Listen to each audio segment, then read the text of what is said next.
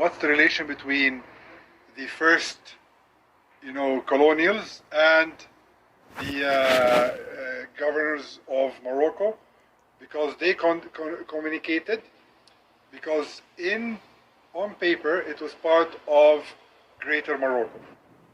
That's known. That's known. How come you ain't getting this in school? Because they don't want you to know that you're standing on Morocco, that the land is Morocco, the occupational government is the United States. Distinguished from the land, it's a foreign religious corporation belonging to the Jesuits. You're under occupation. And you're referred to as the Great Masonic Secret. So again, I'm not trying to disrespect our African brothers and cousins and sisters. I'm not doing that. What I'm trying to say is that we here in the so-called Americas, or what I will refer to as the Maghreb, Al-Aqsa, right? We have a distinct identity that is not necessarily predicated upon what our cousins and other brothers and sisters was doing on the other side of the world.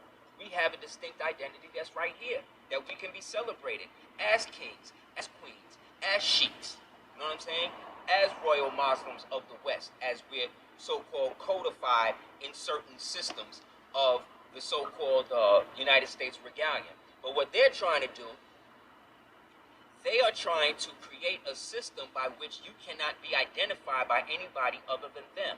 Because when you identify with terms that they have used since the time of the establishment of the Bureau of Land Management, that created a paper genocide, that denationalized millions of Asiatics by taking them out of their original designation and referring to them as American Indians or Indians. And then that wasn't enough. They got rid of that. And then through the Ministry of the Interior and then through the Bureau of Indian Affairs, phased them out of being in the indigenous status and then put them under the term Negro, Black, Colored, African, that basically meant slave roles in that of the United States. The United States is predicated upon using the birthright of its original inhabitants in perpetuity and creating a consistent system of slavery for you to enslave yourself to, just so that way you do not have generational access to the generational wealth that your ancestors left here for you today, not for them. If it wasn't for your ancestors, they would still be locked up in the caves of Europe. But again, not all of our ancestors had our best intention in mind.